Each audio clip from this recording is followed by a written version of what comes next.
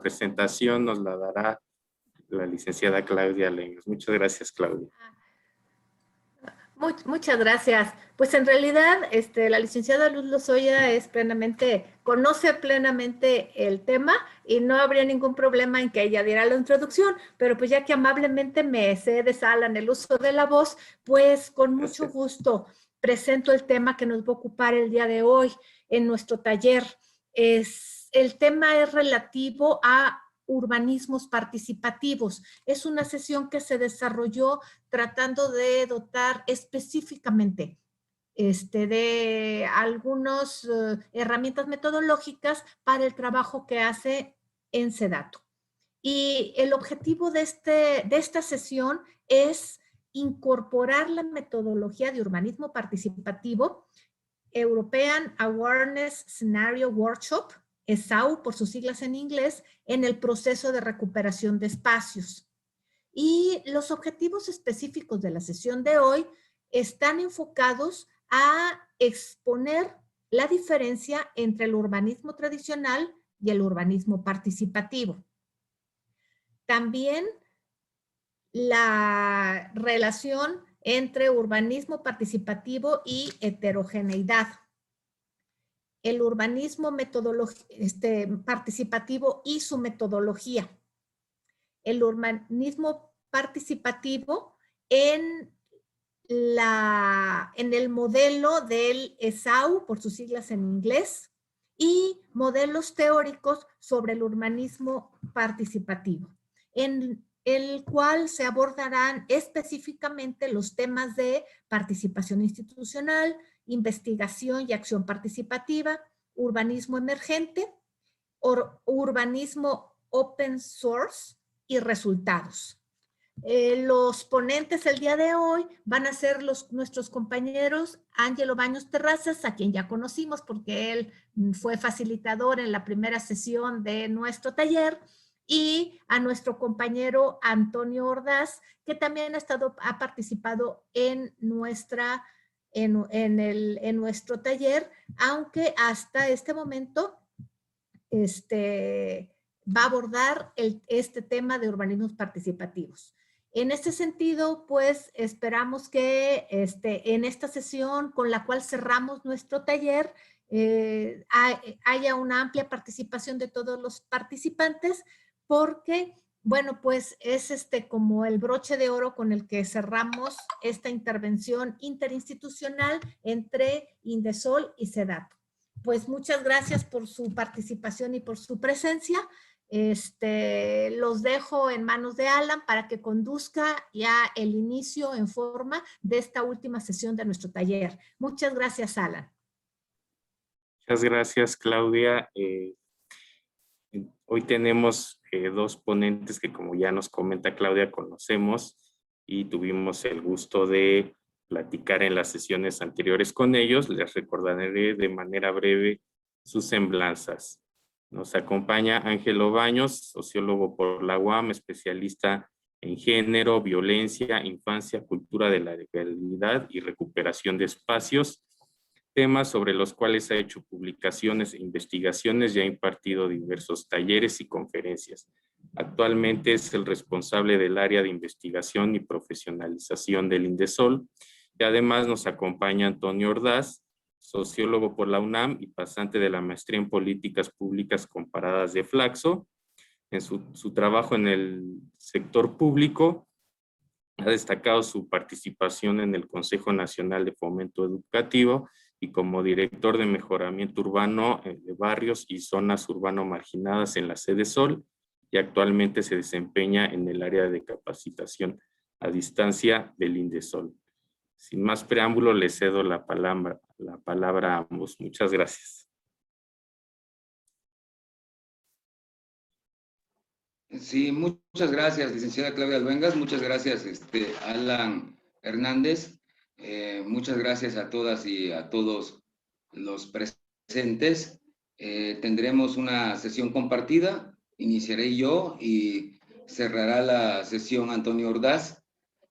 Entonces haremos una presentación y al final ya les explicará Antonio sobre un video que proyectaremos. Ahora vamos a compartir en un momentito la presentación ya para iniciar, pero de entrada me da mucho gusto volverlos a ver. Y yo quería un poco acicalarme y no me dio tiempo porque andamos corriendo, pero estamos muy contentos. Como dice la canción de Silvio Rodríguez, soy feliz, soy un hombre feliz y quiero que me perdonen mis muertos por mi felicidad. Pero es que está saliendo mi esposa de este asunto del COVID y estamos bien y la verdad es que me siento muy contento y de poder compartir el espacio con ustedes y de estar nuevamente con esta posibilidad de compartir nada más. No sé si Xochitl me va a apoyar con la presentación, si podemos iniciar, Xochitl. Voy, sí, claro. Gracias. Miren, esta parte lo trabajamos con Antonio y les comento que parte ya ahí vaya. Ok. El ejercicio que queríamos hacer es, en un primer momento, contarles de los principales elementos que hemos instrumentado aquí en México, en todo el territorio nacional, en la recuperación, apropiación o resignificación de los espacios públicos. Y posteriormente, cuando entre Antonio, va a trabajar toda esta propuesta de organismos participativos, de la cual habló la licenciada Claudia Luengas, y les dará elementos importantes de esa propuesta que se tiene en Europa, que me parece que también son elementos que pueden sumarse a nuestra experiencia y a nuestro actuar y a nuestras condiciones en nuestro país, porque si bien podemos exportar muchas metodologías y cosas que se hacen en otros países, bueno, todo tiene que pasar por un proceso de adaptación también, como hacerlo a la mexicana, en términos de lo que nos ha funcionado y en términos de lo que hemos trabajado. Entonces, el objetivo que tenemos, por supuesto, es poderles dar elementos para que incorporen la metodología de urbanismo participativo y, por supuesto, la metodología que hemos venido trabajando, que tiene que ver con este proceso en el trabajo grupal, de la investigación-acción y de la acción guiada. Entonces, queremos presentarle en esta primera parte lo que hemos hecho como experiencia aquí en México y posteriormente ver qué cosas podemos retomar de Europa, porque nada está tirado, nada está inservible, al contrario, yo creo que hay muchas cosas que podrán retomarse y ya Antonio les dirá. Pasamos a la siguiente, por favor.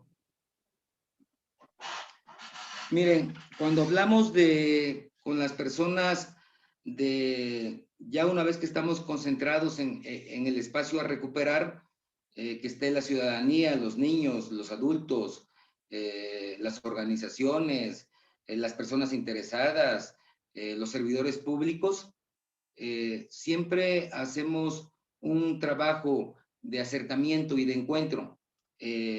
Este hecho de podernos encontrar en un espacio público para mucha población es un evento único, porque muchas y muchos de los que se reúnen a nivel de organizaciones lo hacen en los grupos eclesiásticos o en algunos grupos gremiales o políticos. Pero este asunto de la convivencia en el espacio público es un asunto donde no se ha desarrollado un pleno trabajo de convivencia y sobre todo de ejercicio y acceso a los derechos culturales, que es lo que está en el centro de toda esta discusión. Cuando nos encontramos con esta población y empezamos a trabajar la acción guiada, ¿se acuerdan de los árboles que trabajamos para identificar la problemática? Y ese fue el árbol 1. Y luego un árbol 2 que nos permitía identificar las alternativas o propuestas de solución, que como acordamos no son las soluciones, pero son propuestas que generan las propias personas para tratar de ir solucionando esos problemas que tienen. cuando nos encontramos con ellos, apelamos desde ese encuentro como un encuentro necesario que debe ser no solamente un encuentro físico, sino un encuentro afectivo y un encuentro emocional. Por eso, desde que nos encontramos, hablamos de nuestro primer territorio. Y nuestro primer territorio, yo les decía, la primera vez era nuestro cuerpo. Y desde ahí empieza esa interacción con la comunidad y esa acción guiada, desde el poder experimentar desde nuestro cuerpo y nuestras emociones, qué es lo que queremos modificar en nuestro espacio. Cuando trabajamos con la gente, con las personas en el territorio, con los niños, qué es lo que quieren modificar y cómo les gustaría que quedara su espacio público, o cómo les gustaría resignificar su espacio público, les pedimos que todo el mundo haga un ejercicio, y es un ejercicio de mentalización. Todo el mundo cierra los ojos y todo el mundo empieza a imaginarse cómo le gustaría que fuera su espacio público, qué le gustaría que tuviera, quiénes le gustaría que estuvieran ahí. Entonces, les pedimos que se ubiquen en una estrategia, en ese caso local. Ustedes tendrán que ubicarse en una estrategia nacional, en esa recuperación de espacios públicos, pero cuando trabajamos con la gente tratamos de ubicarnos en ese espacio físico local, porque la intención es primero experimentar hacia adentro, hacia nuestras emociones, hacia la información que tenemos y hacia proyectar cómo es que nos estamos imaginando ese espacio. A partir de eso, las personas, después de haber hecho esta mentalización, hacen un dibujo grupal por equipos. Se divide el grupo en, si son 30 participantes, en 5 equipos de 6 participantes. Y cada equipo hace un dibujo grupal de cómo les gustaría que fuera el espacio, qué actividades les gustaría que se realizaran y quiénes podrían utilizar esos espacios. Y las personas, a partir de eso, empiezan a generar las propuestas, pero hay un compartir todo el tiempo esas experiencias que todas ellas y todos ellos tienen, que la importancia que les decimos es que todas sus propuestas van a ser escuchadas y todas van a ser retomadas. Entonces la gente se siente también involucrada en el proceso, porque se da cuenta que desde el inicio la estamos tomando en cuenta. Un proceso de recuperación, apropiación o resignificación de espacio público tiene que ver con incorporar a las personas desde el inicio, para que puedan, desde el propio diagnóstico, como lo hemos venido trabajando al principio, como las acciones que se vayan a realizar, pues que esté todo el mundo presente. Siempre tener una mirada positiva. Tratamos de trabajar con la gente en los grupos, con actividades lúdicas. Generamos algunas dinámicas donde todo es comunicación, es trabajo colaborativo, es trabajo en equipo, todo es alegría, todo es creatividad y todo es positividad. O sea, venimos a encontrarnos para generar propuestas positivas hacia una situación que se vive en el espacio público. Y por supuesto eso va a implicar salirnos un rato de esa zona de confort, de esa normalidad cultural, para poder generar ideas y propuestas ante el espacio público. La siguiente, por favor, Xochitl. Cuando trabajamos en todos los espacios públicos, una premisa básica a considerar en todos los espacios públicos, cuando hay un proceso de la mano con la ciudadanía, o sea, y que así lo hemos hecho en México, en todas nuestras experiencias. Comentábamos con Antonio de el trabajo que hicimos en Juárez en el 2010 y poquito antes, lo que hicimos ahora en el 2017, lo que hemos hecho en las otras ciudades, ha implicado un trabajo mucho de interculturalidad. Ya hablábamos al principio que multiculturalidad e interculturalidad no son lo mismo. Multiculturalidad es un espacio que está constituido por varios grupos culturales que no necesariamente conviven. Viven en un mismo espacio, pero no conviven. Y la interculturalidad implica necesariamente un asunto de involucramiento y convivencia, de comunicación, de respeto y de reconocimiento a tu propia cultura y a tu identidad y a tus usos y costumbres. Por eso es relevante siempre tenerlo en cuenta. O sea, en el estudio que estamos, ¿cuál es la cultura identitaria? ¿Cuáles son los principales aspectos de la población en términos históricos y en términos de identidad y de raíz, porque en todo espacio público donde hemos intervenido, un factor importante de encuentro para todas y para todos es ese elemento importante de identidad nacional que tiene que ver no solamente con el hecho de ser mexicanos, sino que va más atrás, de compartir una cultura madre, que es antes de los tiempos coloniales, antes de los tiempos prehispánicos, de todas nuestras culturas madres, desde la cultura azteca, los mayas, los zapotecas. Eso siempre hay que tenerlo, porque México ya de entrada es un mosaico cultural. Es un pueblo multicultural y es un pueblo intercultural, que también tiene a la población afromexicana. Entonces, un espacio público siempre debe tener esa premisa básica de que tenemos que promover en todo espacio público la interculturalidad, o sea, la convivencia y la comunicación de todas y de todos, que no hay distinciones. No eres menos ni eres más si eres de tal origen étnico, de tal religión, o si eres cafecito, o si eres güerito, o si eres café con leche, como es mi caso, que eso no tendría por qué ser elemento de discriminación, porque si me he visto de determinada manera. Sabemos que las diferencias a todos y a todas nos ponen nerviosos, y eso es en el mundo. Las diferencias de clase, las diferencias de género, de color de piel, de etnia, las preferencias sexuales, o me gusta llamarlas más orientaciones sexuales, el acento, el lugar de origen, los gustos, las edades, la cuestión de las tribus, las religiones. Siempre que nos encontramos con un mundo diferente, una cosmovisión diferente, nos ponemos nerviosos, porque es un mundo extraño, no es un mundo que manejamos. Y a veces esa diferencia nos pone nerviosos a muchas y a muchos, y eso genera intolerancia.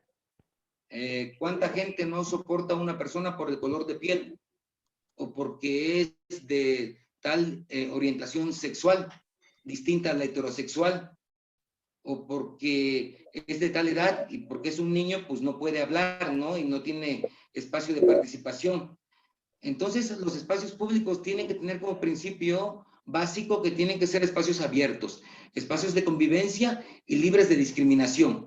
En todas las actividades que se vayan a realizar con la comunidad, con las autoridades locales, con los artistas, con los deportistas, con todo el mundo, tiene que tener como principio básico eso. Y que la perspectiva de género es un asunto central. Nadie puede discriminar tampoco a las mujeres, nadie puede violentar a las mujeres.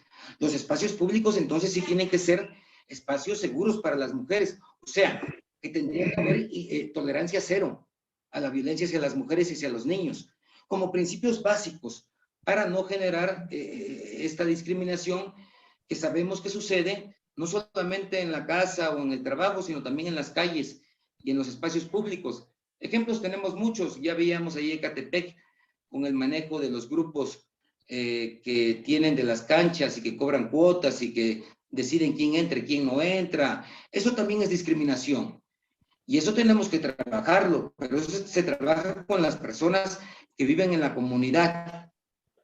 Poder desactivar a grupos que se han apropiado de los espacios públicos implica trabajar con la gente que vive ahí en ese espacio público y que implica invitar a todos, a los niños, a los adultos mayores, a las mujeres, a los artistas, a los deportistas, a los maestros, que son los que van a apoyar a reproducir las actividades en ese espacio público, y por supuesto a las autoridades locales, al municipio. Siempre tiene que invitarse desde el principio a todo esto, porque ellos son también quienes van a realizar actividades y que tienen por obligación realizar actividades en ese espacio público. Es una obligación de los gobiernos locales generar actividades culturales y deportivas en los espacios públicos, porque es parte de la obligación que tenemos como Estado de generar las condiciones para el ejercicio de los derechos culturales. O sea que toda persona en comunidad tiene derecho a recibir, por ejemplo, capacitación o educación sobre las artes en los espacios públicos o en espacios cerrados, que tiene derecho al deporte, que tiene derecho a generar proyectos comunitarios y culturales, que tiene derecho a decidir cómo quiere su espacio público y qué actividades tiene que realizar en el espacio público.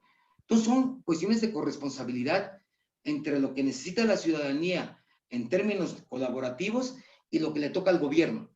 En ese sentido hemos venido trabajando y en las comunidades no solamente es la gente que puede apoyar en las actividades, ahí hay maestros, hay artistas, hay deportistas. Luego dicen, yo me sumo a hacer actividades cada fin de semana y doy mi taller o doy mi actividad de deporte y sábado y domingo a las 10 de la mañana yo me encargo y no voy a cobrar un peso por hacer esa actividad y lo voy a hacer con niñas y con niños. Es la forma en cómo vamos sumando y en ese sentido la comunidad se va involucrando porque también ve que las autoridades están presentes. Cuando las autoridades no están presentes en México, en muchos procesos de recuperación y apropiación de espacios públicos, no se continúan, no se les da seguimiento, porque sí tenemos ejemplos muchos sobre las propias comunidades en términos de apropiación de los espacios y de darle sostenibilidad, pero siempre es importante no solamente la labor de los gobiernos locales, sino de tener como actores dentro de la propia red de actores que van a recuperar el espacio público a los maestros, a los artistas, a los deportistas, porque ellos son los que también le pueden dar vida para generar habilidades y capacidades con las personas. Cuando uno trabaja arte y trabaja deporte en los espacios públicos, previene violencia y previene adicciones. Está comprobado al 100%, lo tenemos comprobadísimo a lo largo de más de 20 años que tenemos investigando y capacitando. Espacio público, donde la comunidad completa hace deporte y hace actividad artística, la violencia y las adicciones se alejan. O sea, ¿por qué? Porque son habilidades, son capacidades y son elementos resilientes, son factores protectores a nivel personal y colectivo para los jóvenes, sobre todo, y para los niños y las niñas. Y si el espacio público tiene esos componentes, si un espacio público está usado por niñas y por niños, no solamente generan un proceso de acceso a los derechos culturales y de formación y de capacitación y de generación de habilidades en artes y deporte y de convivencia y comunicación, sino que estamos previniendo inseguridad, estamos previniendo violencia de género y estamos previniendo adicciones, que es lo mágico que tienen los espacios públicos con este enfoque de género, con este enfoque de las artes y con este enfoque del deporte. Por eso siempre pedirle al gobierno también cuando participe en esos espacios que lleve actividades deportivas y artísticas. El arte y el deporte lo que hacen con las personas es que nos sensibilizan y si algo nos hace falta en estos tiempos que estamos viviendo es sensibilidad. Necesitamos generar mucha conciencia y eso solo lo genera el arte. Ni siquiera los talleres de capacitación logran eso. Y el arte y el deporte son herramientas fundamentales en ese caso. La intolerancia, dice, hacia las diferencias es la causa de la mayoría de los conflictos en las escuelas, en las comunidades, en la sociedad. Si ustedes se dan cuenta, todos los conflictos comunitarios en los espacios públicos, en las escuelas, en el trabajo, son por las diferencias de clase, de etnia, de orientación sexual, de religión. Y es por esas diferencias que tenemos, porque no nos han generado herramientas desde nuestra niñez para generar convivencia con la diferencia. Y he ahí la máxima de las feministas que dicen que para poder llegar a la igualdad tenemos que trabajar desde la propia diferencia, o sea, aceptar a los distintos para construir la igualdad. Ese es un principio básico también del feminismo. La siguiente, por favor, Xochitl.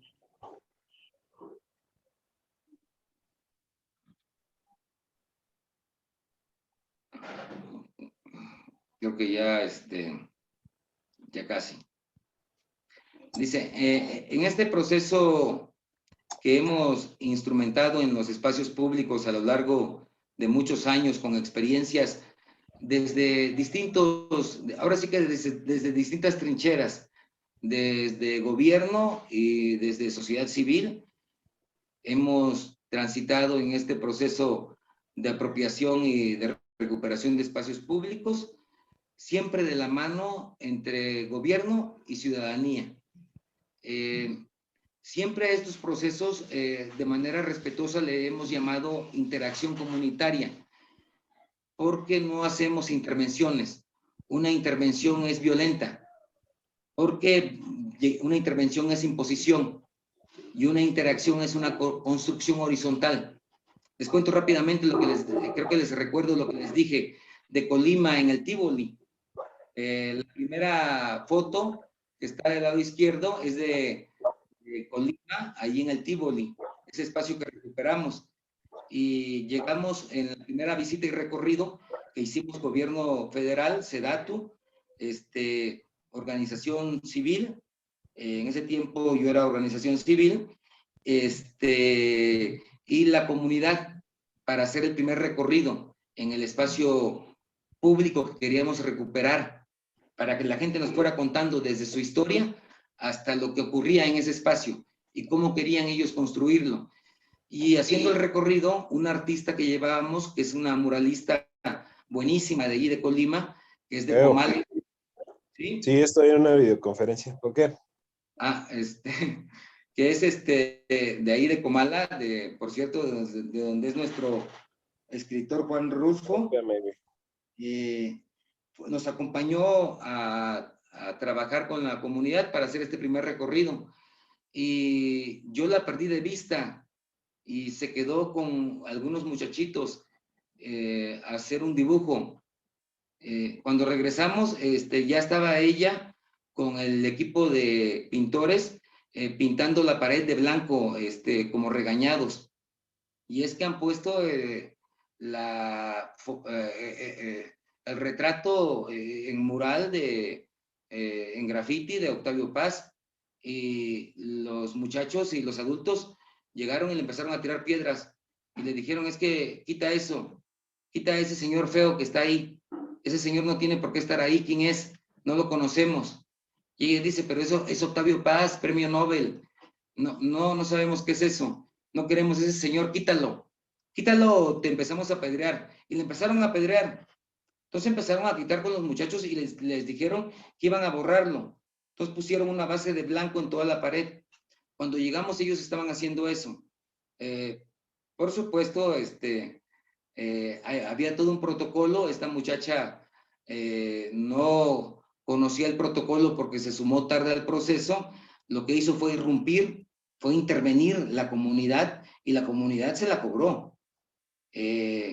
Entonces los procesos no pueden ser intervenciones, tienen que ser interacciones comunitarias y hay que solicitarle a la comunidad el permiso, el salvoconducto para poder hacerlo. Al final la comunidad decidió que en ese espacio no iba a estar Octavio Paz, que pusieron una virgen en ese lugar y fue lo que la gente decidió, no lo que el artista o las autoridades queríamos poner ahí. Entonces sí es necesario siempre apelar a la importancia de que todo proceso es de interacción y no de intervención, porque se trata de construir capacidades tanto de la comunidad como también con los servidores públicos.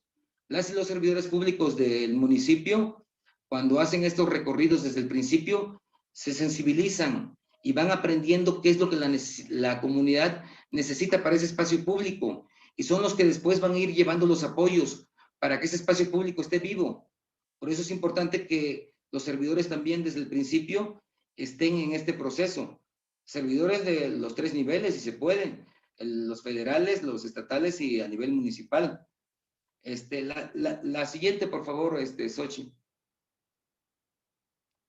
¿En qué consiste este proceso? Definitivamente consiste en acompañar el proceso agregando la dimensión cultural de ciudadanía. Definitivamente este proceso implica un proceso de promoción y de ejercicio de los derechos culturales de las personas que tienen en esos espacios públicos, con la finalidad de tener seguridad para todas y para todos en esos lugares, pero que implica la participación de ellos. Implica también fortalecer habilidades, conocimientos y capacidades institucionales e intersectoriales para trabajar de manera colaborativa en este enfoque de la gestión comunitaria. Siempre la recuperación de espacios públicos que hemos hecho ha sido con las personas, pero con las instituciones. Y tiene que haber un trabajo intersectorial o interinstitucional.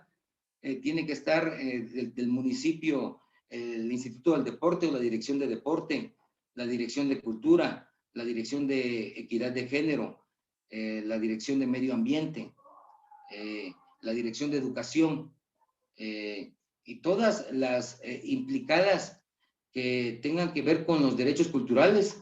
Y con los derechos culturales tenemos que ver todas las instituciones. Entonces hay que convocarlas a todas porque serán quienes también ayuden a darle vida al espacio público. Es importante apoyar a las instancias locales en los procesos de mediación cultural y de conflictos comunitarios que llegaran a presentarse durante la gestión de la recuperación y aprovechamiento del espacio. Siempre, en todo momento, aún con un proceso ordenado, metodológico, consensado, hay conflictos. Bueno, la vida misma tiene conflictos permanentes, el conflicto es parte de nuestra vida. Sin el conflicto no podríamos seguir evolucionando. El conflicto es necesario porque tiene que ver con diferencias y con posturas distintas. Yo creo que el conflicto es hasta válido, ¿no? Es necesario. El asunto es cómo lo conducimos. Si dejamos que el conflicto genere violencia a todos los niveles, o conducimos el conflicto para que se generen consensos. Los conflictos los tenemos toda la vida y son necesarios para seguir creciendo, pero se trabajan a un nivel, en este caso, de mediación. Ya vieron con Araceli toda una serie de dinámicas y técnicas que pueden trabajarse, pero yo lo que sí les digo es que los procesos de mediación cultural o de mediación en las comunidades no se pueden dejar a los municipios, no están preparados. Necesitamos generar ahí todo un proceso de gestión para que esté presente, por ejemplo, derechos humanos, esté presente el municipio, estén presente también gente de la comunidad reconocida, maestros, cronistas, gente que de alguna manera sea reconocida también allí en ese espacio que pueda ayudar a todos estos procesos de mediación, porque pensar que las autoridades municipales van a resolver esto, no. Además, no están preparados, no están habilitados. Ojalá que parte de este curso nos sirva para acercarnos a los municipios encargados del trabajo en los espacios públicos para que pasen por este proceso y en ese sentido nos apoyen también ellos a cerrar la pinza con ustedes, con SEDATU, para todo lo que tenga que ver con resolución de conflictos o la parte de mediación. También necesitamos, por supuesto, formar habilidades, conocimientos y capacidades entre actores claves en el espacio público. Hay actores muy claves ahí que son quienes son maestros o que son los artistas. Ellos muchas veces no cobran, pero necesitan algún apoyo para dar sus actividades y muchos apoyos a veces son en especie y a veces es papelería o es pintura y en muchas ocasiones el municipio puede cubrir esa materia prima y la comunidad se encarga de la mano de obra. Es como esta función del tequio, ¿no? La comunidad pone toda su mano de obra y las autoridades locales ponen en cierta manera el apoyo, la papelería, lo básico, el mobiliario para hacer los eventos, las sillas, las mesas, las carpas. Eso los municipios lo tienen ya en sus actividades logísticas, muy bien trabajado. Eso hay que aprovecharlo con los municipios, porque eso hay que ponerlo en los espacios públicos, porque es parte de los apoyos que necesitamos generar. La siguiente, Xochitl, por favor. Una interacción interinstitucional tiene que ir encaminada, por supuesto, en este sentido, a la recuperación de espacios públicos en forma pacífica, dialogada y consensada, y que esto lleve, por supuesto, toda una propuesta de desarrollo urbanístico. Se necesitan diseñar estrategias para generar un modelo de seguridad ciudadana. Cuando trabajamos en los espacios públicos, le pedimos a los municipios, sobre todo a la dirección de obras, que para dar seguridad en el espacio y en las calles alternas, haga toda la labor de alumbrado. Ya les comentaba la importancia del alumbrado en los espacios de delitos sexuales o delitos de otra índole. Con el solo alumbrado aminoramos los índices delictivos, pero también es importante desde el inicio del proceso, invitar a seguridad ciudadana, a la policía pública municipal, porque habrá en un primer momento que establecer algunos senderos o el apoyo para senderos seguros de las autoridades, y muchas veces los policías ahí van y ponen una patrulla al principio y una al final, sobre todo cuando hay eventos masivos en los espacios públicos. Pero luego ellos, bajo esta nueva reforma de la seguridad ciudadana que tienen como instrucción y obligación la policía en México, de hacer un trabajo de policía de proximidad. La policía tiene que convivir con la ciudadanía para apoyar y no estar con armas. Entonces hay un trabajo de protección y de seguridad donde la policía tiene que acercarse a la comunidad y la comunidad trabaja de la mano con el policía para generar seguridad en los espacios comunitarios. Y no implica llevar armas ni patrullas. Es que nos pongamos de acuerdo con el policía o los policías que van a estar en ese perímetro, que nos brinden ese apoyo y que estén cercanos a nosotros y a nosotras. ¿Sí? Lo otro aspecto que es importante es que siempre el espacio público tiene que tener un diálogo intergeneracional. Siempre tiene que estar lleno y en convivencia desde niños hasta los más adultos y las más adultas. Siempre el espacio tiene que tener ese diálogo necesario y esa participación. Y, por supuesto, siempre estar trabajando por la difusión y el conocimiento de los derechos culturales. En los espacios públicos, las actividades que se realizan a nivel cultural, artístico, deportivo, de encuentro, de convivencia, de trabajo, de recuperación de espacio público, de trabajo en colectivo, de participación ciudadana, todo eso tiene que ver con derechos culturales. Y eso es importante decirlo también con la gente y con las personas que disfrutan y gozan de los espacios públicos, que es un derecho, pero que también eso implica ejercerlo. Y ejercerlo implica participar de la mano y de manera corresponsable con las autoridades. La siguiente, Xochitl, por favor. Otro punto importante es que el territorio es un territorio siempre construido simbólicamente. Los valores y significados que se aportan desde la subjetividad al espacio vivido y habitado es distinto del que tienen los que viven en ese espacio a los que llegamos de fuera. Los que llegamos de fuera no conocemos los códigos ni los símbolos en el espacio territorial. Por eso necesitamos que la gente nos lo cuente y nos lo diga, y que sean ellos los que nos incorporen y ellas a esa cultura, a ese territorio, y a qué significados simbólicos tiene ese territorio.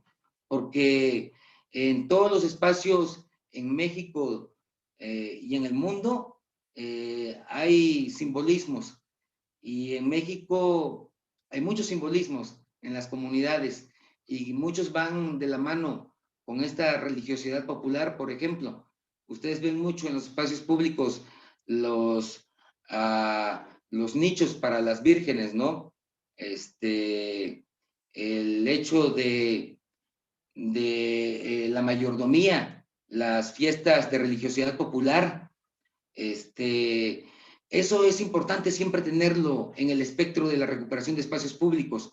Uno no puede pensar que puede recuperar un espacio público si no atiende los valores históricos y culturales de la comunidad, si no atiende a los elementos simbólicos. Por eso nos apedrearon a nuestra artista, porque no entendió. Como dice un compañero ahí, escribió: a donde fueres, haz lo que vieres. Exacto. Y la artista aquí no, ella agarró y empezó a hacer su mural y dijo: pues como yo dibujo muy chido y voy a poner a Octavio, pues todo el mundo me va a aplaudir, ¿no? Y no, ¿qué crees que no? Al contrario, ¿no? Entonces, eso es fundamental, el tema de los símbolos y de todos estos elementos y de esta carga cultural necesaria que tenemos que considerar, porque todos son rituales, son usos, son símbolos. Los espacios tienen toda esa carga, y a las personas les gusta siempre cuando realizan actividades de convivencia, de encuentro, resaltar la parte de nuestra raíz y de nuestra identidad, Les paso como dato último también importante de la encuesta de ciudadanía, que la última que se ha presentado en el 21 apenas, si hay algo que nos da mucho gusto a las y los mexicanos es eso, el sentirnos como tal y el reconocer a nuestras culturas madres. Si hay algo que nos da mucho gusto y que nos enorgullece aquí en México y fuera de México, es nuestra cultura. Y eso es importante retomarlo siempre en todas las actividades de interacción comunitaria en los espacios públicos. La siguiente, por favor, Xochitl. La acción cultural, artística y deportiva, bueno, tiene que ser importante, el enfoque de género, el trabajo corporal, el trabajo bioético, una ciudad segura desde el enfoque de seguridad ciudadana, donde todas y todos nos cuidamos y que lo que necesitamos es comunicación y cercanía entre nosotras y nosotros y con las autoridades. Mejora de la convivencia, el fortalecimiento del sentido de pertenencia a tu comunidad, el fomento del diálogo intergeneracional, de la comunicación, que hemos perdido ese diálogo entre los adultos y las adultas con los niños, tenemos que recuperarlo como un asunto relevante para la construcción de ciudadanía y de ejercicios de derechos culturales. Por supuesto, recuperar toda esta perspectiva de derechos, de ciudadanía y de cultura de paz. La siguiente, por favor, Xochitl.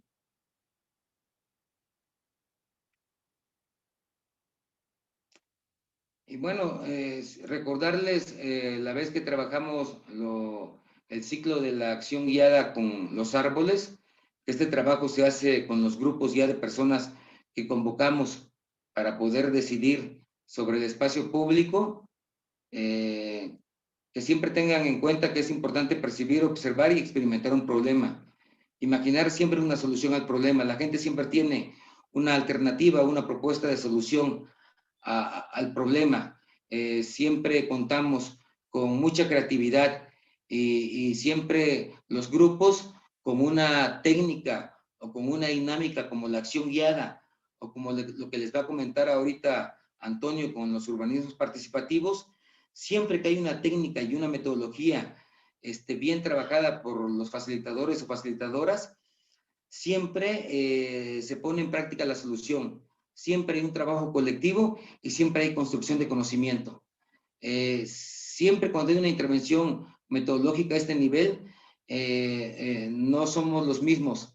Después de ese proceso, se generan propuestas y acciones y las personas ponen esas ideas en práctica.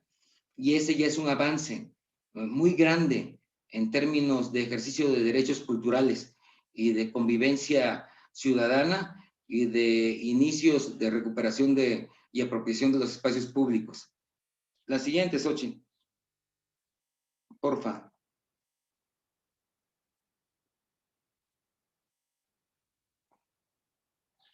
Bueno, y siempre recordarles que cuando trabajemos con los grupos ya en la comunidad, o sugerirles a quienes lo vayan a hacer, cuando estén tratando de trabajar sobre un problema en particular que se identifique en el espacio público, pues que es importante siempre plantear bien el problema, definirlo bien, claramente cuál es ese problema, cómo lo queremos resolver, cómo se va a solucionar y cómo se va a modificar. El tema debe ser muy específico, el que se va a abarcar, porque luego ponemos ahí que queremos terminar con la corrupción y híjole, ese es un tema complejo, eso solo a nivel de Estado se puede hacer, ¿no? Pero, o bueno, lo podemos hacer con nuestro trabajo, en nuestro espacio, con nuestro grupo, pero es algo más menos complejo, ¿no? No se debe confundir un problema social con la ausencia de cobertura o falta de entrega de un servicio específico.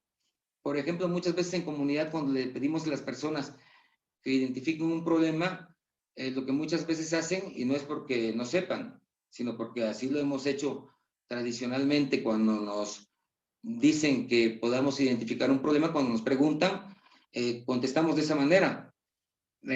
Y siempre en el trabajo grupal tratamos de definir bien el problema con las comunidades, que se identifique un problema como tal y que no sea la identificación de la falta de algún servicio público, porque muchas veces lo que se identifica es la falta de un servicio público, pero no de un problema como tal de la comunidad.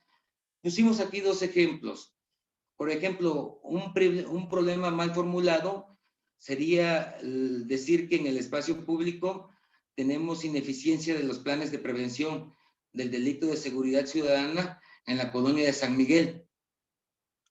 Digo, ese es un problema de eficiencia y de cobertura y de trabajo de la Dirección de Seguridad Ciudadana del municipio. Pero el problema en todo caso, para formularlo bien, tendría que ser el aumento de la delincuencia en la colonia San Miguel. Ese es el problema. El siguiente también, si lo ven, la comunidad, había un grupo puso baja cobertura de los servicios de atención primaria de salud para la población materno-infantil del Cerrito, ¿no? Es un problema de servicios de la institución de gobierno. Nuestro problema como tal en la comunidad es la alta incidencia de morbilidad y mortalidad infantil de la población del ejido del Cerrito. ¿Por qué? Pues por la falta de ese servicio, ¿no? Y seguramente por otras tantas cosas. Pero sí es importante siempre, cuando interaccionemos con las comunidades, poder identificar bien el problema, como nos lo dicen siempre que en cuando hacemos ciencia social o ciencia dura, para hacer todo el proceso y los pasos científicos, un asunto relevante dentro del trabajo es la delimitación del problema. Si el problema no lo definimos bien, todo lo demás sale mal. Entonces, sí es necesario que sea muy concreto y muy claro el problema en específico sobre el cual vamos a trabajar. Creo que hasta ahí me quedo, ¿verdad, Xochitl? Hasta ahí, creo que llega mi participación, si es que, Faltan 2 láminas. bueno, Faltan 2 láminas, que son los elementos de la acción guiada. Cierre. Cierro nada más con esto rápido. Decirles que mucho del trabajo que hemos hecho de recuperación de espacios públicos tiene que ver, ahorita lo va a comentar también Antonio, con el trabajo y la metodología de educación popular. Tiene que ver con toda esta propuesta de investigación-acción. Tiene que ver con la propuesta metodológica que hemos implementado en muchos de nuestros casos y adaptado a la mexicana de Chemis y McTarget. Ellos desde el 88 generaron toda esta propuesta metodológica de acción guiada, que es participativa, es colaborativa, crea comunidades, es un proceso sistemático orientado a la praxis de las comunidades, somete a prueba las acciones que se están proponiendo y mejora las relaciones entre las personas que participan en el proceso. Decirles también que este proceso de trabajo con la comunidad y con el gobierno desde el principio, desde el recorrido, el diagnóstico y la generación de acciones, es también parte de una propuesta de planeación participativa, que es una metodología de los alemanes y de las alemanas, que desde los 70 hemos implementado en México en todo el trabajo con la población y la ciudadanía para generar procesos de participación ciudadana. La siguiente, Xochitl, y creo que ya yo dejo mi participación ahí. Rápidamente les leo ahí las 10 reglas doradas para los grupos con los que trabajamos. Siempre les decimos esto, con todos los grupos en espacios públicos, tenemos que respetar las diferencias y opiniones de cada una y de cada uno sin reírse de nadie. Proceder con buena educación, ponderar aciertos ajenos, reconocer errores propios. 3. Aceptación de todas y todos con sus defectos y cualidades. 4. Olvidarse en la reunión de los prejuicios anteriores, porque muchas veces en los espacios públicos, en donde invitamos a colaborar, invitamos a todo mundo, a las personas que antes estaban ahí o que están ahí con problemas de adicciones, a los trabajadores y trabajadoras sexuales, a los sacerdotes, a los maestros, a las mujeres, a los niños. Entonces siempre les pedimos que es importante aceptarnos con todas nuestras, si les quieren llamar defectos o cualidades, olvidarse también de nuestros prejuicios y de las famas que nos han puesto, que cada persona en este momento somos iguales y que nadie tiene por qué ser interpretada. animar a todos y a todos para contribuir al diálogo, saber escuchar cuando alguien habla, pensar en lo que dice y no en cómo se le puede contradecir. Esa es una habilidad, saber escuchar, y no todos la hemos desarrollado, ¿verdad? 7, evitar la violencia verbal. Siempre eso es importante. Trabajamos también algunas dinámicas para poder generar convivencia respetuosa, porque luego no falta el que grita, el que se quiere ver más líder que todos, el que habla al mismo tiempo que los demás, y eso perjudica el trabajo grupal. Entonces hay que poner tiempos en las participaciones.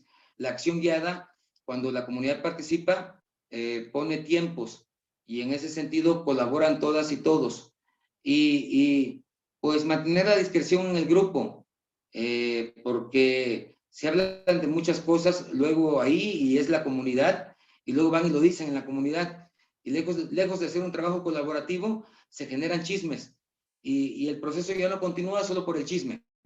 Entonces ahí sí se les pide que tengan mucho respeto por eso, y lo que se trabaje ahí no se dice afuera. Y bueno, básicamente era lo que yo les quería comentar. Yo dejo mi participación hasta ahí y le cedo la palabra a Antonio. Muchísimas gracias, Ángelo. Voy a compartir pantalla, por favor.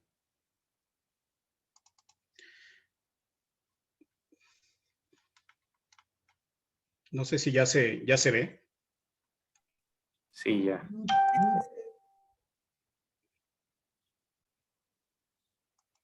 Bueno, como lo comenta Ángelo, primero, la verdad, muchísimas gracias por la oportunidad de poder interactuar con ustedes, de poder estar en esta segunda sesión que ya me corresponde en los temas que hemos venido abordando con ustedes.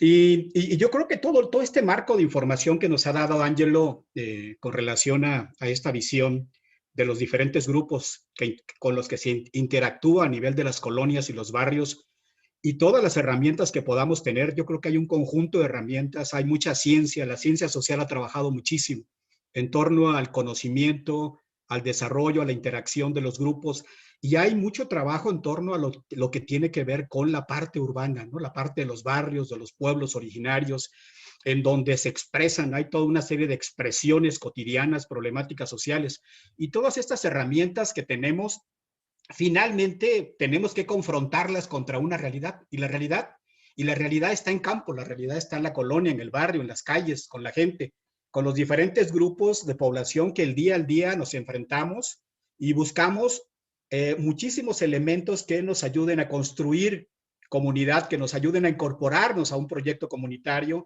y a la apropiación de diferentes espacios. Creo que es el sentido de esta apropiación de las herramientas, de su uso permanente, de la interacción con la gente. Este conocimiento empírico y este trabajo que hacemos nos da muchísima formación y nos permite tener más elementos en la práctica de interacción. Y yo me quiero referir a algunos aspectos relacionados con el urbanismo participativo, pues que son movimientos que tienen poco tiempo. Sin embargo, seguramente para pues muchas arquitectas, arquitectos, urbanistas, sociólogos urbanos, planificadores territoriales, me gustaría retomar esta parte de algunas autoras como Jane Jacobs, escritoras urbanistas de la época de los 50, fíjense de qué tiempo estamos hablando, y de William White, por ejemplo, un urbanista sociólogo, que su primer gran trabajo era darle esta visión, ¿no? de planificación a las ciudades creadas por la gente para la gente. Yo creo que ese es uno de los conceptos grandes que han venido impulsando mucho, y la verdad son dos personajes que tienen más de 6 décadas que surgieron y que finalmente establecieron un parteaguas en torno a la planeación urbana desde la ciudadanía. Otro elemento fundamental que surge desde hace muchísimas décadas en esta parte de la visión del crecimiento de las ciudades, ¿no? Y por ejemplo, esta mujer, Jane Jacobs, planteaba varios elementos que ahora ahí los tenemos muy claros. Ángelo ya se refirió a algunos de ellos, pero que tiene que ver con ojos en la calle, por ejemplo. El hecho de que la persona circule de manera libre sobre las calles permite siempre una mayor seguridad. el capital social, que es un elemento que hemos venido abordando desde la primera sesión, que tiene que ver con la confianza, que tiene que ver con las relaciones, la confianza para poder involucrarme, lo que aporta la comunidad hacia su propio desarrollo, ¿no?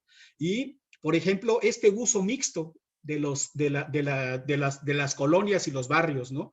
Que pueda tener espacios de comercio, unidad habitacional, que pueda tener diferentes usos las colonias. Eso permite también, garantiza circulación, garantiza seguridad. La economía local, que es un elemento fundamental, que ahí tiene que estar presente para poder detonar estos procesos de trabajo con la gente. Y hay otros elementos que tiene que ver. Hay un elemento, por ejemplo, que aporta sobre la ciencia ciudadana. Este concepto de ciencia ciudadana vista desde el urbanismo, vista desde estos elementos urbanos, en donde finalmente quien conoce esta dinámica compleja, pues son las propias personas en la parte urbana, a quienes hay que consultar, con quienes hay que trabajar, con quienes hay que involucrarse, pues es con la ciudadanía, que es la que tiene los elementos que tiene esta parte de ciencia ciudadana. Y algo que ellos introdujeron en aquellos tiempos, en la época de los 50 del siglo pasado, fueron pues todo lo que tiene que ver con la observación empírica y la observación antropológica, dos elementos que, por ejemplo, ustedes abordan constantemente y permanentemente en el trabajo que están desarrollando, en las visitas que hacen, en las reuniones que desarrollan, en este ejercicio que ustedes desarrollan en cuanto a lo que son las marchas exploratorias para poder identificar estos puntos de mayor riesgo. Y yo creo que no está diferenciado mucho en estos nuevos movimientos o en esta nueva visión del urbanismo participativo. O sea, finalmente son muchísimos procesos que se han venido dando en toda la historia. Algunas ciudades se han desarrollado más que otras, algunos continentes se han desarrollado más que otros, pero finalmente todos estos movimientos, y ahora más con esta mundialización de la economía y con esta globalización, pues permite poder conocer, interactuar y ver cómo se está comportando o qué movimientos se están dando, para que también finalmente son movimientos que se influyen y que puedan ser retomados tropicalizados, como decía una de las compañeras, adaptados a la dinámica y a la vida de nuestras propias culturas, en este caso de nuestras colonias urbanas, de todas las ciudades que tenemos en el país. Y esta parte de urbanismo participativo, desde la visión con la que se analiza, tiene que ver con varios elementos que los vamos a ir revisando, pero tiene que ver con los roles principalmente. Es el romper el rol tradicional, en donde el gobierno es el que construye, es el que planifica y es el que dice qué se hace. O sea, es el técnico y la autoridad. Son los que definen cuál es la dinámica del crecimiento o los espacios que van a instrumentarse en estas colonias y en estos barrios. En ese sentido, el objetivo y el surgimiento del urbanismo participativo está relacionado con eso. Está relacionado a buscar otras formas en donde los diferentes actores pueden tener roles completamente diferentes, en donde la sociedad civil, la ciudadanía, puede tener un rol de colectividad y que puede incidir directamente en la esfera pública, y donde el Estado, a través de sus instituciones, puede tomar también otro rol, no solo el rol del ejecutor de los recursos, ¿no? O el definidor o el tomador de decisiones, ¿no? Hay un concepto que usa mucho Mauricio Merino en esta participación ciudadana, en donde es una acción de la población precisamente para incidir, para modificar las acciones de política pública de parte del gobierno, ¿no? Ese es el sentido de la participación ciudadana. Y bueno, y en esta parte, el urbanismo finalmente lo que se busca directamente es la irrupción de la ciudadanía, el trabajo de la ciudadanía, de las personas, que romper con un esquema tradicional que solamente lo tenían técnicos y políticos, que eran los que definían las formas en las que se construían las ciudades y en la que también se construían nuestros propios espacios desde lo local, que es lo que nos interesa mucho a nosotros. Entonces, esta mirada nueva del urbanismo participativo es muy importante que la podamos recuperar como una mirada de participación comunitaria, de participación ciudadana, y que finalmente tiene que haber otras formas. Yo sé perfectamente que en la ley de asentamientos humanos finalmente faltaría a lo mejor revisar muchísimos aspectos de participación ciudadana, cuál es el poder que tiene la ciudadanía para incidir directamente, por ejemplo, en esta planeación urbana que tiene el municipio, en esta definición de los recursos públicos municipales, estatales o federales, para poder proponer desde la ciudadanía, plantear propuestas de carácter diferente, ¿no? Y hay 3 elementos que pueden identificar con mayor precisión y que le dan sustento al urbanismo participativo. Y el urbanismo participativo, como parte de un movimiento no solo de Europa, sino también de Latinoamérica y también de México, finalmente su elemento más importante es ya no hablar de lo que siempre, de cómo se planea en la administración pública, en los diferentes gobiernos, de arriba para abajo, sino la decisión tiene que ser desde abajo, desde la población. Desde las necesidades que plantea la población, desde esta dinámica, y esto tiene que ver un poco con estas técnicas de las que hablaba Ángelo, de poder a través de diferentes técnicas identificar cuáles son los problemas sociales del espacio público, qué problemáticas existen y de qué manera se pueden ir construyendo sus alternativas desde la visión de quienes están involucrados, desde los actores más importantes, que es la población. Ese sería uno de los sentidos más importantes del urbanismo participativo, en donde las iniciativas parten de la comunidad directamente. La otra tiene que ver con la parte de la gobernanza. Seguramente en esta visión de la gobernanza en la administración pública y en políticas públicas, cuando hablamos de gobernanza, estamos hablando de la forma en la que interactúan los diferentes actores involucrados. No hablamos de una posición gubernamental, de una forma de gobierno, sino hablamos de la participación de organizaciones de la sociedad civil, de la ciudadanía, de quienes están desde los académicos, desde los investigadores.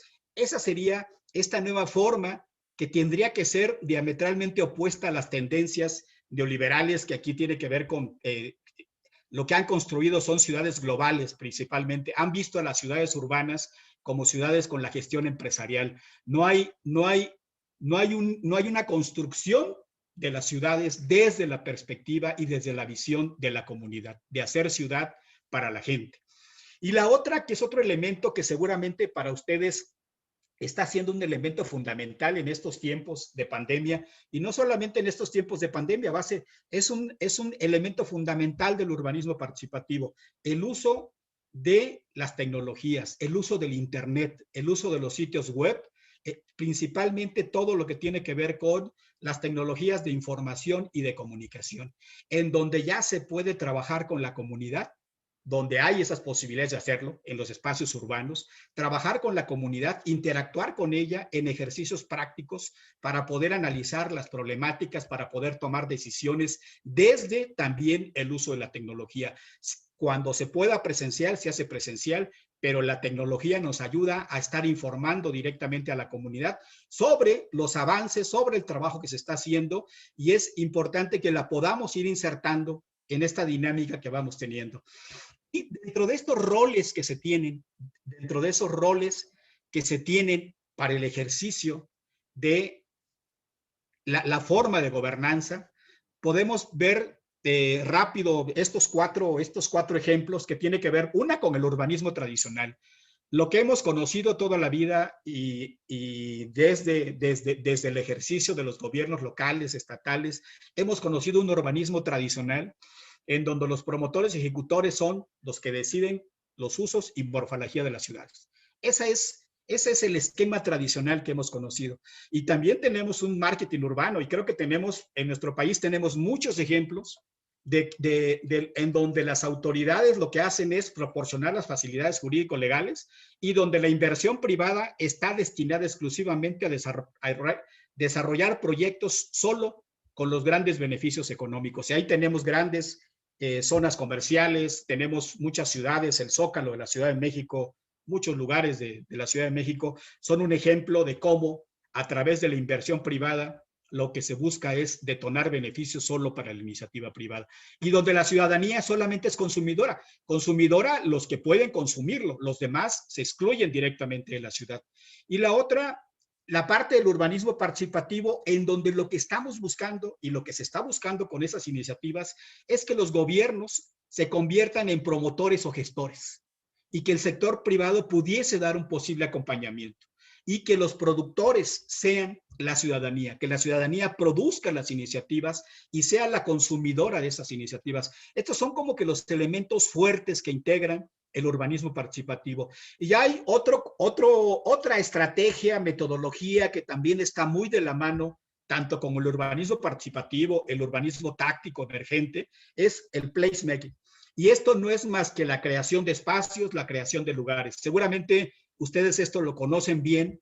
Este esquema, de hecho, hay toda una fundación a nivel de Latinoamérica. Hay una fundación, de hecho, también en México, en donde a través del uso de la tecnología se difunde, se promueve la participación de la comunidad. Y de hecho, me gustaría que ahorita revisáramos un pequeño video de este trabajo, porque en este trabajo, ustedes, si ya lo conocen, lo que pueden encontrar son 4 grandes dimensiones de esta creación de espacios del placemaking.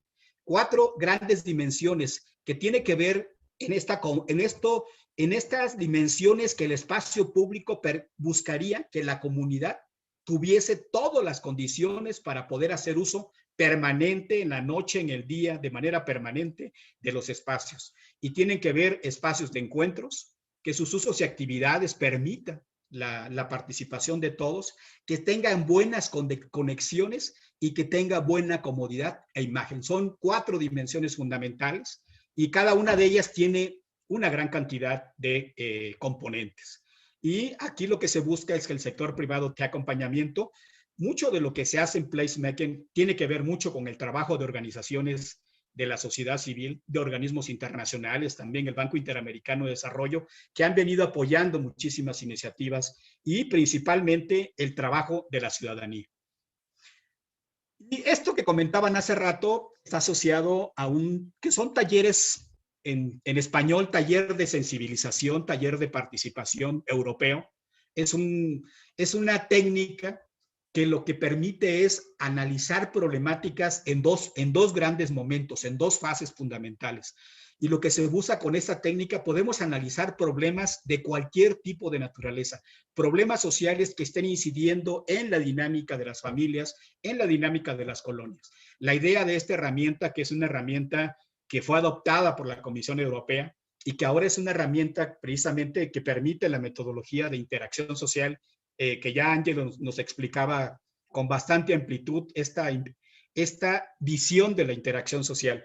Y es un instrumento de diálogo que lo que busca es un proceso donde los habitantes, los diferentes grupos de la comunidad, se puedan integrar a un proceso de revisión, de análisis de un problema en especial que está afectando a la problemática, por ejemplo, del espacio público. Y se recomienda que esta técnica se trabaje entre 40 y 50 personas y que haya varias personas de quienes organizan que estén monitoreando la dinámica de la técnica. Al menos 3, 4 personas que ayuden al monitoreo. La idea es formar grupos y cuando hablamos de grupos podemos hablar de grupos homogéneos, por ejemplo. Hay organizaciones de la sociedad civil, hay autoridades, hay población. La idea es que podamos trabajar con los diferentes grupos que están involucrados concretamente en la problemática y en la solución, principalmente de lo que estamos abordando. Y lo que se busca es formar parejas a través del problema que hemos detectado y se hace un análisis FODA, que seguramente ustedes conocen esa parte como una técnica, es una de las técnicas que se usan mucho en toda la parte de la planeación estratégica. Principalmente el FODA lo que busca es conocer, si hablamos de un problema colectivo, si hablamos de un problema de grupos, tenemos que identificar cuáles son las fortalezas que tenemos para atender ese problema, qué debilidades tenemos para atenderlo, cuáles son las amenazas que tenemos y cuáles serían las oportunidades. Una vez que analizamos a través de esa técnica, lo que se busca es que cada pareja en plenaria exponga y que el grupo en plenaria vaya decidiendo cuáles son las mejores propuestas que se han venido aportando de los grupos. Y la idea es ir construyendo a partir de quienes están participando en esta técnica, poder definir cuáles son las mejores, si pudieran hacerse algún tipo de mezclas, combinarlas, para poder hacer todo un planteamiento muy claro del problema desde el análisis colectivo con sus fortalezas y con las posibilidades que tenga también cuando hablamos de oportunidades para poder atenderla. Y en un segundo momento, ya la idea es que estos grupos pudieran analizar ya de manera más, en grupos mucho más grandes, pudieran analizar ya una serie de propuestas para poder implementar proyectos o un plan de trabajo. La idea es que a través del análisis que se haga nuevamente de estos grupos pequeños de 3, 4 personas, se pudiese hacer nuevamente una exposición en plenaria y poder construir un plan que satisfaga a toda la población. Esta técnica es una de las técnicas que tiene 2, 3 décadas que se están usando desde finales de los 90 y que ha sido avalada por la Comisión Europea y que se ha venido ventilando. De hecho, aquí viene la página en donde ustedes pueden encontrar toda la información mucho más detallada. Y hace rato también Ángelo les hablaba de la metodología de educación popular. Y finalmente lo que busca la metodología de la educación popular, que tiene que ver con toda una propuesta que hace Paulo Freire, con el trabajo directamente en las comunidades, con el trabajo de autoeducación, con la construcción de conocimiento desde la dimensión pedagógica y la reconstrucción del tejido social. El trabajo directamente en la comunidad y que el aprendizaje se puede ir construyendo a partir de la práctica. Este ejercicio de reflexión y acción a partir de estos procesos de aprender haciendo, de aprender construyendo. Esa es la forma en la que a veces tenemos la mejor forma de construir el conocimiento, es conjuntamente y poder en la práctica hacer ejercicios de aprendizaje.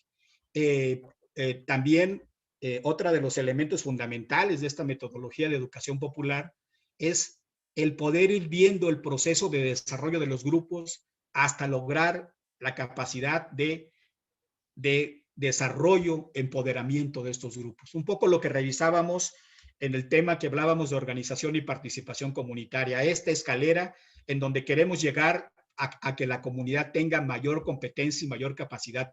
Y la verdad son elementos que con muchas complejidades, porque nada en comunidad es fácil, todo en comunidad es complejo, pero también cuando nos interiorizamos y nos metemos a la dinámica de la comunidad, nos damos cuenta de muchas de las posibilidades que tenemos para poder contribuir y aportarle al trabajo con ellos. La parte de investigación-acción, esta tiene 2 componentes. Tiene la parte de interacción, que en la ciencia social hablamos de la intervención social. Tiene un componente de la intervención social y tiene un componente de la investigación. Y esos son los 2 elementos que tiene la investigación-acción. Y en ese sentido, la investigación-acción, ¿qué tiene que ver con esto? Tiene que ver, si tenemos un problema, por ejemplo, si vamos a trabajar con un proyecto en la comunidad sobre recuperación de espacios públicos, lo que hace es realmente quienes fungen como operadores se insertan como investigadores en la acción con la comunidad directamente.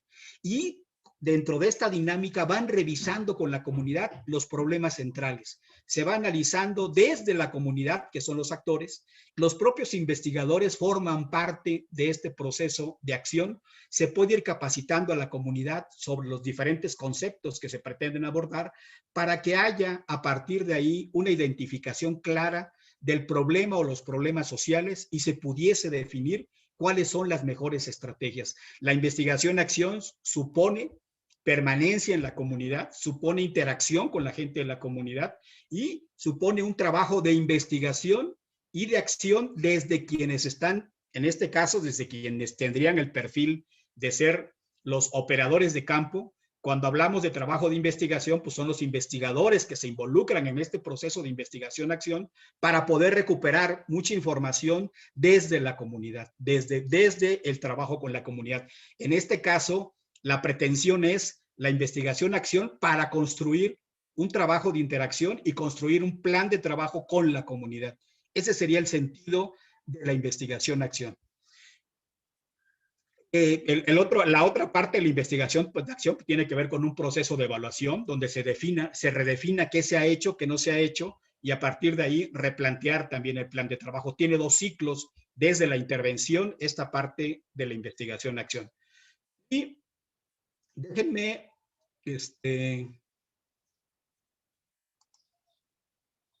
déjenme nuevamente, por favor, esta sería la parte conceptual, teórica de lo que tiene que ver con el urbanismo participativo y lo relacionado con la parte de las técnicas que nos pudieran ser más útiles en este proceso del trabajo que hacemos. Rápido vamos a entrar a una revisión de un material. Sí, miren, este video es de una comunidad de Sevilla en donde había un proyecto de creación de un comedor para una escuela de una comunidad, pero el proyecto era muy caro y el municipio no lo autorizaba porque eran más de 400,000 euros. Y entonces la comunidad se involucra, se organiza y la comunidad le llama a este proyecto un proyecto de convivencia comunitaria. No solamente un comedor, sino la idea es tener todo un espacio de convivencia. La comunidad lo que hace es organizarse. Hay mucho liderazgo de parte de las madres, son cuatro dirigentes ahí, y lo que hace es tener un vínculo desde la autoridad escolar con el municipio, con lo que es la autoridad local, y la autoridad local dice que si le presentan un proyecto mucho más barato, lo pueden hacer, se le autoriza, y a través de una organización, un movimiento que se llama Rescate Urbano, que está en Madrid, se les brinda toda la asesoría y toda esta parte arquitectónica a partir de las necesidades de los habitantes de la comunidad, y la comunidad se involucra en el proceso de su diseño, en la construcción. El municipio, por supuesto, no deja de hacer las partes que le toquen, las partes técnicas, contratan personal también, pero la esencia de todo el proyecto la tiene la comunidad y el mayor porcentaje de inversión lo hace el municipio y también con aportación de la comunidad. Son, digamos, los dos elementos fundamentales son los elementos fundamentales del proyecto.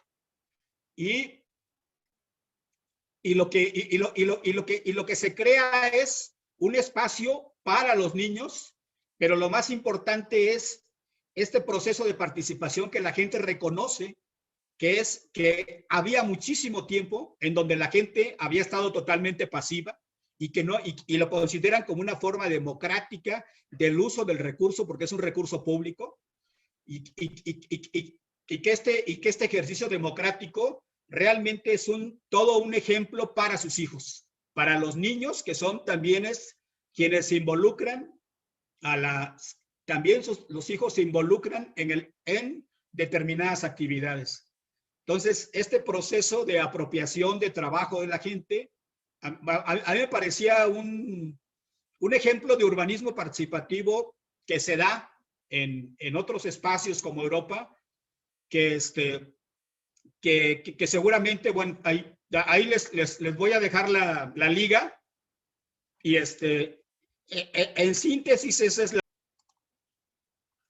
Bueno, quería también compartirles hay un video que tiene que ver con todo este diseño de placemaking y que está planteado por varias organizaciones de la sociedad civil aquí en México. Algunas son de Chile o son de Argentina y están trabajados directamente con las alcaldías de varias delegaciones, tanto las alcaldías de Miguel Hidalgo, de Cuauhtémoc, de diferentes delegaciones, en donde hay un trabajo de organización de parte de la sociedad civil. En este caso son organizaciones sociales quienes llevan la propuesta con la comunidad, en la parte de arte, de cultura, de trabajo con niños, en la parte de recuperación, en la parte, por ejemplo, de la Miguel Hidalgo, todo un área en donde lo que más se practicaba era el boxeo con la gente de la comunidad, y hay todo un diseño, desde todo un diseño de dibujo con ese trabajo, ¿no? Toda una pintura que lo que simboliza es las identidades que tiene la colonia, ¿no? Entonces, aquí los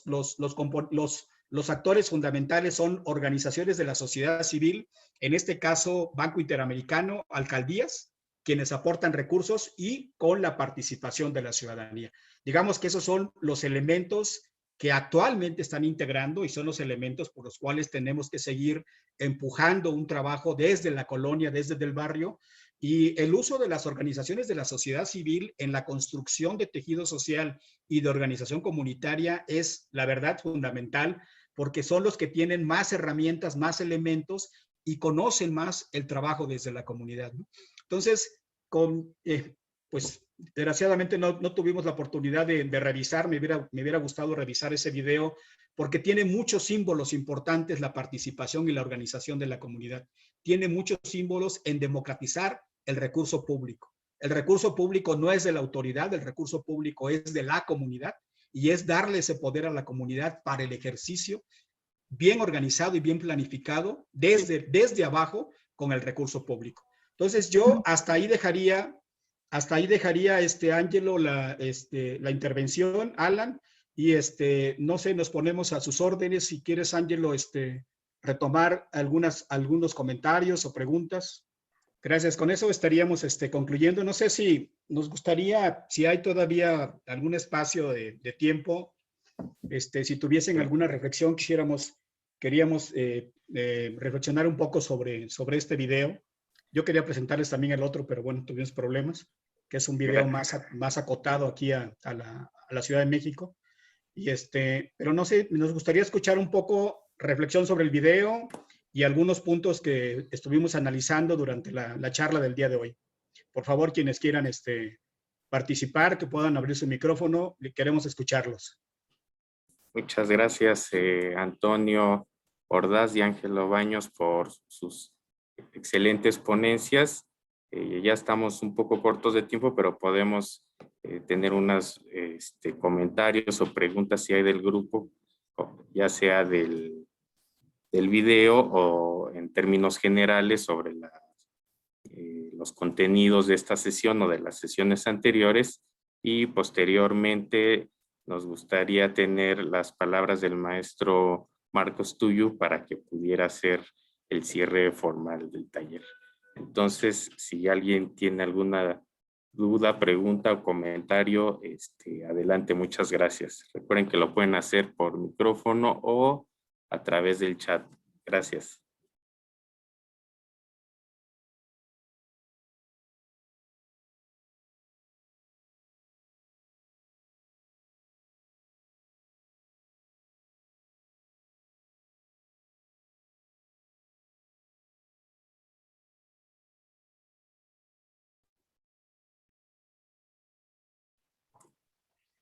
Hola, buenas tardes. Hola, adelante, buenas tardes.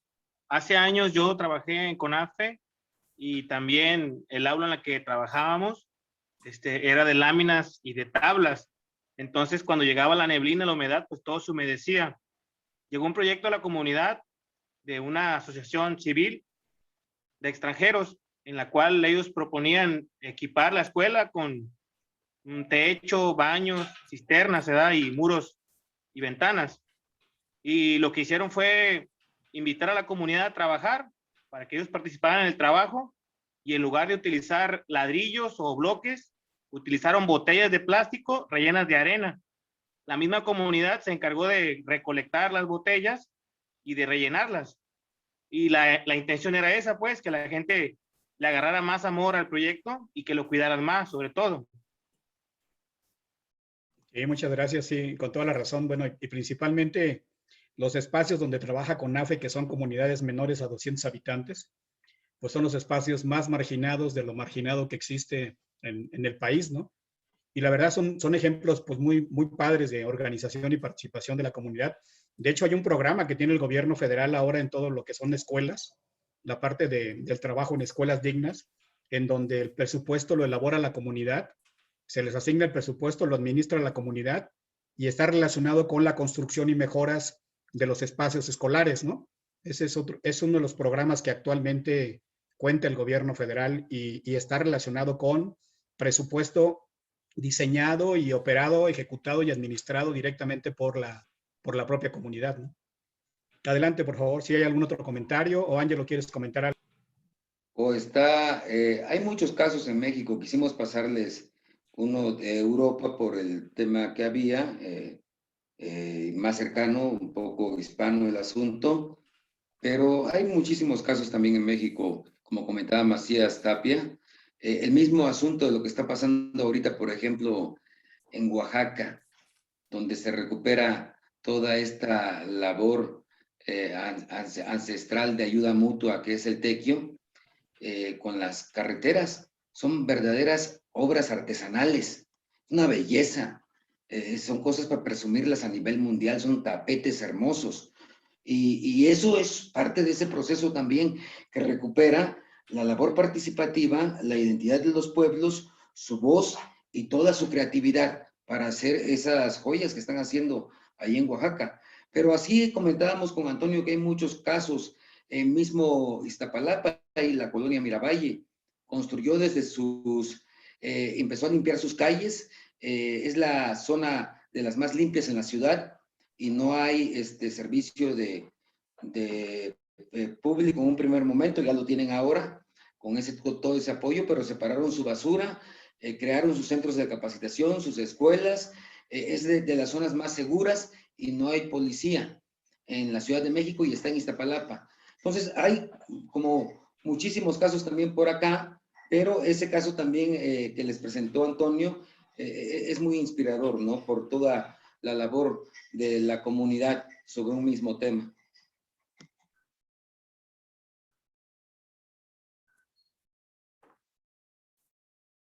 Muchas gracias, Ángelo. No sé si alguien más quisiera hacer una intervención o comentario al respecto sobre los temas. Si no, aprovecho antes para pasar al cierre formal, recordarles que la plataforma sigue activa. Es una gran herramienta que el INDESOL pone a nuestra disposición para consultar los materiales y las herramientas que nos brindaron a través de las sesiones, pues ahora van a enriquecer nuestro trabajo de todo el equipo en el trabajo de campo. Si no hay mayores dudas y comentarios, le cedemos la palabra al maestro Marcos Tuyub, director de proyectos de desarrollo regional de aquí de la SEDATU. Muchas gracias. Muchas gracias, Alan, y te agradezco mucho esta introducción. Y pues agradecer mucho al equipo de Indesol, a todo el equipo que estuvo todos los días al pie del cañón haciendo pues estas sesiones de manera virtual, fortaleciendo al equipo SEDATU, al equipo territorial, en Claudia, Luz, Ángelo, Antonio, Marta, muchísimas gracias por el tiempo, por la dedicación. Sabemos que fueron horas de preparación de este curso, de buscar más allá de lo que se tenía previamente y poder orientarlo con toda la pertinencia necesaria hacia las actividades que hacemos en la SEDATU. Sabemos que todavía hay un camino por mejorar, que hay muchas áreas de oportunidad en donde podemos mejorar estos contenidos, tener a bien, pues, ajustar ahí los tornillos, pues, para que podamos fortalecer no solo el programa de mejoramiento urbano, sino también mejorar esta parte del trabajo comunitario que se hace desde la SEDATU, cómo nosotros podamos hacer este fortalecimiento del tejido social a través de esta capacitación.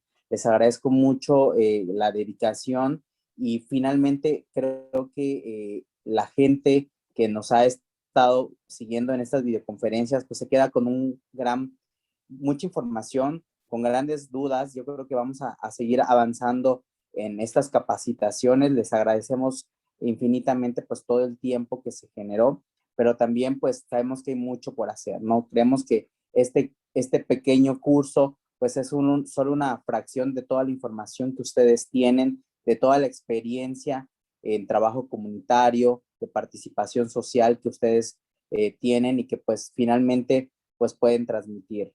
El equipo realmente está muy agradecido. Sabemos que fueron sesiones largas, complicadas por el tema de la tecnología, pero finalmente pues estamos mejor que antes, ¿no? Hoy se han abierto nuevas discusiones, se han puesto en la mesa estos grandes temas como los temas de género, los temas de participación, los temas transversales que realmente pues deben ser parte del día a día de nuestros comités comunitarios, de la participación social, de cómo incluir a estas comunidades, ¿no? A estos espacios, de cómo intervenir de mejor manera. Entonces, Luz, te agradezco mucho todo el tiempo.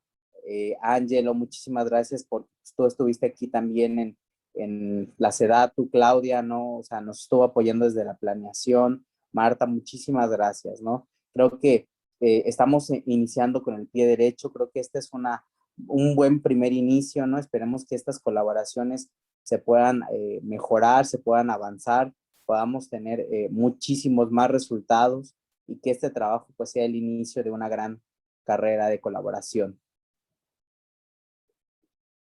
Muchas gracias, Marcos. No sé si Claudia y demás equipo de Indesol quiera Yo compartirnos unas solamente, palabras. Sí, adelante. agradecer, bueno, al equipo de Indesol, al equipo de SEDATU, porque creo que es importante esta colaboración interinstitucional. Somos un solo gobierno, somos un solo esfuerzo y los saberes y experiencias de unos y otros los tenemos que conjuntar para apoyar las prioridades de esta administración. Y creo que sí, que verdaderamente lo que nos une es que estamos comprometidos con hacer un verdadero cambio. Entonces, bueno, pues gracias a todas y a todos los compañeros de Indesol, el equipo de SEDATU y muy especialmente a quienes participaron y atendieron cada una de las sesiones de este seminario. Muchas gracias. Muchas gracias.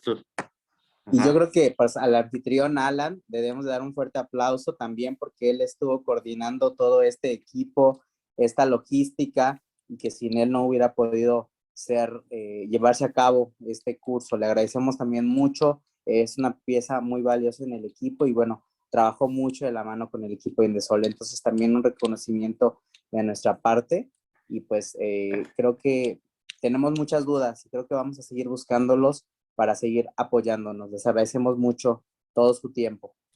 Y pues no sé si los territoriales quieren comentar algo, el grupo central, sería muy bueno escucharlos. Yo sabemos que muchos están ahorita todavía en sesión y sin comités, pero bueno, quien quiera participar también queda abierto el micrófono antes de cerrar oficialmente.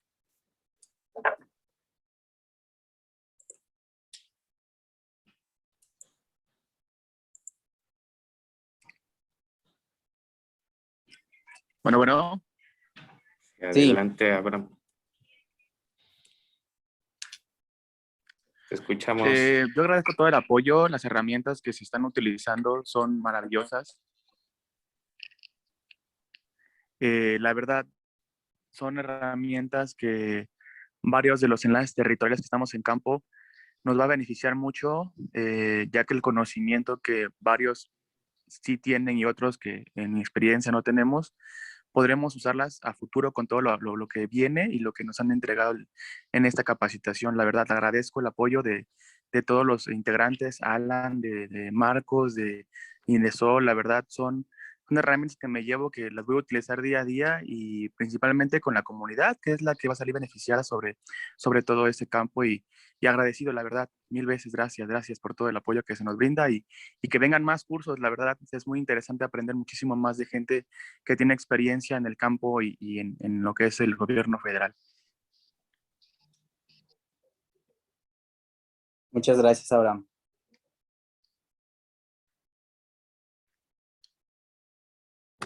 Pues a mí me gustaría mencionar un poco lo que acaba de comentar Abraham, que ojalá que en el futuro cercano hubiera oportunidad de tomar más cursos de este tipo para poder fortalecer aún más las actividades que realizamos en territorio con nuestros comités y en general con la sociedad con la que estamos trabajando para que los proyectos sean un éxito.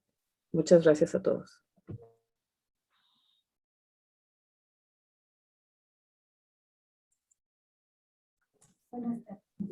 Muchas gracias, Carmen. Les queremos pedir a ver si pueden abrir su cámara todo para que quieren tomar por ahí una foto a través de este sistema. Si los que puedan abrir cámaras, si nos ayudan. Adelante, Alan, por favor, nada más. Perdón la interrupción.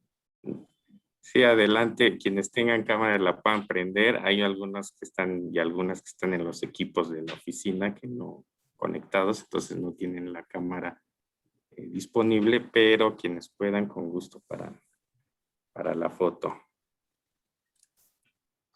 Oh, ya se pusieron guapos.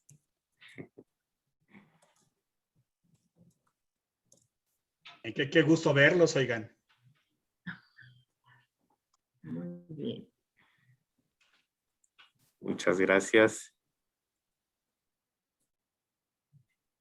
Gracias a todas, a todos. En mi caso fue un privilegio trabajar en conjunto con Indesol y con el equipo de trabajo de la SEDATU. Ahora tendremos muchas más herramientas para poder desempeñar nuestra labor en los espacios. Precisamente lo que tratamos de hacer es la activación del espacio público, como le llamamos acá, que se entiende como la apropiación positiva del espacio por parte de la ciudadanía, pero como bien se mencionó en esta sesión, en trabajo colaborativo con las instituciones y las autoridades públicas, todo en bien por mejorar la cohesión social de las comunidades. Muchas gracias a ustedes también por estar súper puestos y atentos a todo lo que estuvimos trabajando.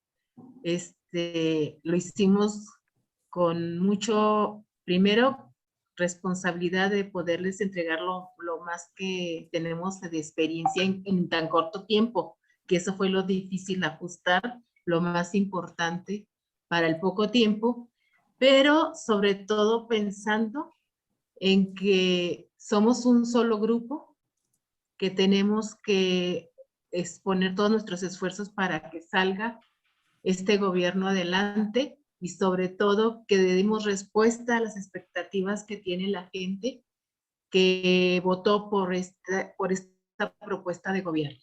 Entonces, pues, a todos muchas felicidades. Ustedes están más que nosotros en campo y esperemos que las herramientas que tratamos de dar en estas pocas horas, porque es mucho lo que hay, realmente les sirvan para el trabajo en la comunidad.